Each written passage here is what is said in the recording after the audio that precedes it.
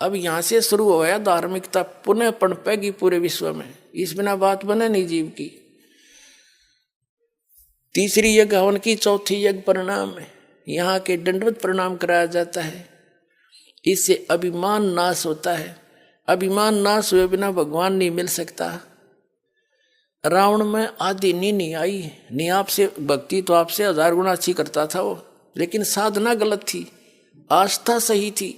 यहाँ से भगवान के लिए यहाँ से धड़ काट के अपने आप शीश चढ़ा देना, बालका खेलने को आंगुली भी ना चढ़ा सकता, लेकिन उसकी साधना गलत थी, उसको गुरु ठीक ना मिला और उसमें आधीनी नहीं आई, यहाँ मार खा गया।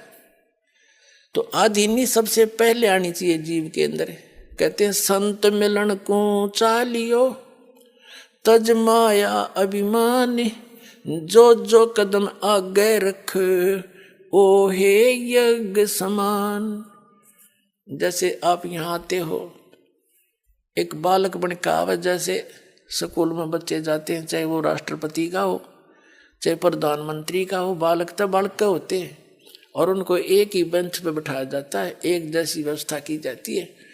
और जैसे कोई रोगी होता है, चाहे कितना बड़ा सेठ हो, कितनी उच्च पद प्राप्त व्यक्ति हो, जब उसको पता लग जाता है कि तुझे भयंकर रोग हो गया, फिर वो पद भूल जाता, जान दिखाई देती है उसको, अपना जीवन बचे है।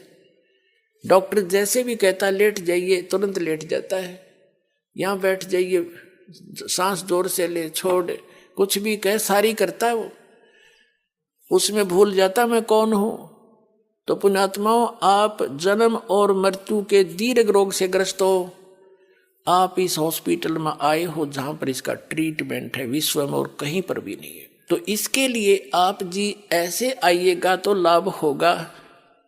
संत मिलन को चालियो तज माया अभिमान, जो जो कदम आगे रख सो सो यज्ञ समान। परमात्मा की वाणी है, हमें बताना चाहते हैं जब परम संत आवेंगे ना, उस समय जरूरत पड़ेगी इन वाणियों की जो दाता बोल गए थे कि जब संत मिलन को चलो तो मन में किसी प्रकार का माया का पोस्ट का अभिमान ना हो, तो आपको कितना पुण्य मिलेगा यहाँ आने का।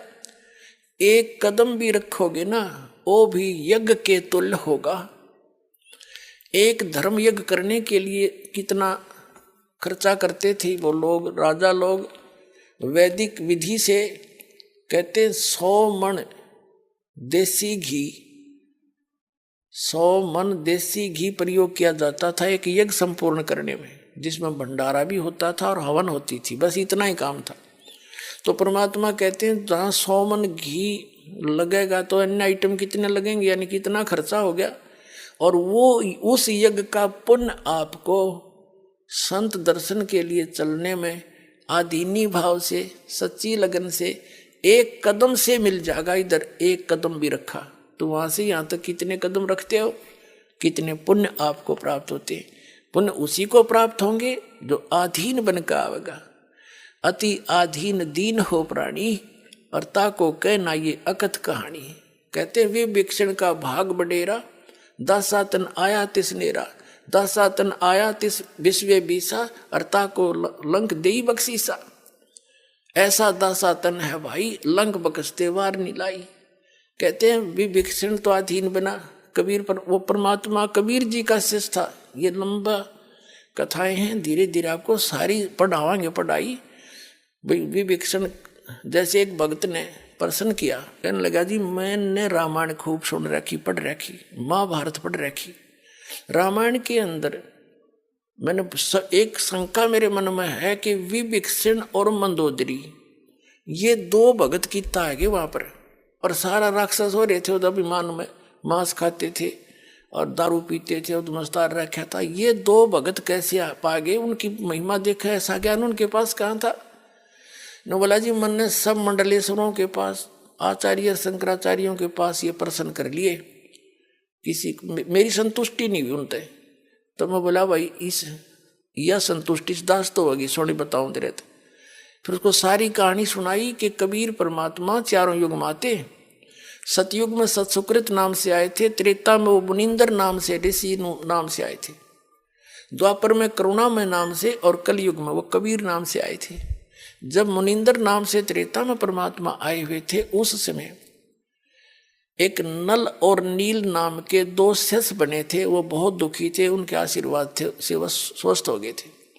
फिर वो थोड़ी बहुत गलतियां हो जाती थी, वस्त्र कपड़े धोने जाते थे तो वो भोले भाले थे, उनके हाथों से दरिया में बहुत से कपड़े और बर्तन बह जाते थे।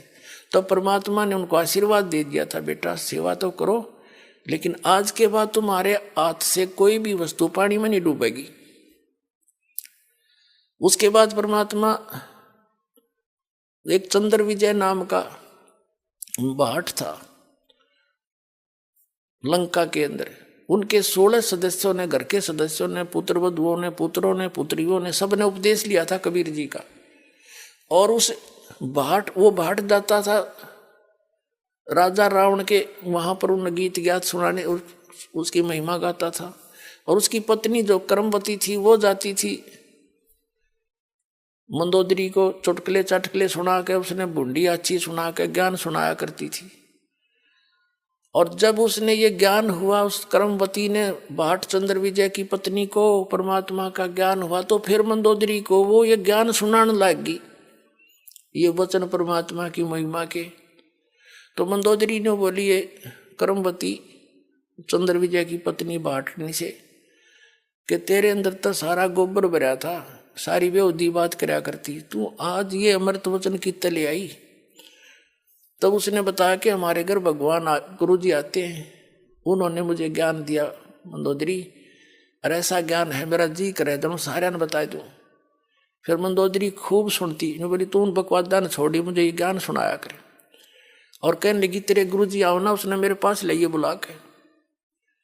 अब उस कर्मवती ने परमात्मा कबीर जी जब गए, मुनिंदर जी ऋषि रूप मारे थे, तब एक उसने कहा महाराज जी मेरी जो मंदोदरी रानी है रावण की, मैं वहाँ जाती हूँ और मैंने आपका ज्ञान सुना है, उसको बहुत अच्छा लगा। तो वो कह रही है कि मेरे पास बुला लो एक बार। ने बोला बेटी मैं ना जाऊँ, उसकी गरज पड़े तो यहाँ आ जाएगी, मैं वहाँ जाऊँ मन मानो उसका पति नाराज हो जा, मैं नहीं जाऊँगा वहाँ पर। तो कर्मवती गई, जाके कहा कि बहन गुरुजी ऐसे ऐसे कह रहे हैं, और देख संतों को बुलाना नहीं चाहिए, खुद जाना चाहिए। तो मंदोदरी का समझ में आ गई, पुण्यात्मा थी, नो बोली चल मैं चलती हूँ। महाराज के दर्शन करे, बात सुनी, दीक्षा ले ली, शेष बन गई वह उसकी परमात्मा की। फिर वो ज्ञान ऐसा है, ये आप रुक नहीं सकते दूसरे को बताए बिना, ऐसी रजा कर रखी दाता ने, ये भ्रंग बढ़ा देता है बार बार सुना के। उसने फिर आगे सुनाना पड़ता है कि इसका भी कल्याण हो जाए। उसकी रावण तो सुना नहीं था, क्योंकि वो तो दारू पीवा धड़ी पक्की रावण खा कर मांस सो जा।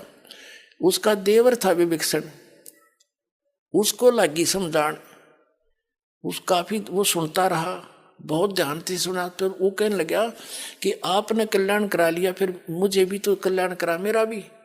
तो परमात्मा से उसको भी ज्ञान नाम दिलवाया, और सारा ज्ञान समझ के वो दोनों भगवान के अधिकारी बन गए। बाकी उस लंका में कोई नहीं मान्या। तो पुण्यात्माओं उसको मैंने समझाया कि ये जो दोनों हंस थे ये परमात्मा के ज्ञान से परिचित थे, इसलिए मंदोदरी ने रावण को कैसा ज्ञान दिया है कि कर्म बिगाड़ रहा तू अपने, और ऐसे दुष्ट कर्म करते हैं पर प्रक्रिया पर तू नीत खराब कर गया, सूरवीर होकर के तू ऐसी गलती कर रहा है। तो ये ज्ञान तब दिया, तब उन्होंने बोला जी आज पेटा भर गया मेरा। बाकी ये बात से तो थारी उठपटांग सी कथा तो मेरे समझ में आ नहीं रही, पर होगा अवश्य ऐसा ही। लेकिन 100 का 100 सत्य पुण्यात्माओं। ये कहते हैं रावण जिस लंका को अपनी ताकत से और अपने अन्य साधनाओं से प्राप्त करके रख नहीं सका, और वो लंका उस कबीर भगवान के भगत को मिली। कहते जैतन राजपाट भी चाहिए कर हमारा ये ध्यान, यह बीमारी भी हम काटेंगे तेरी।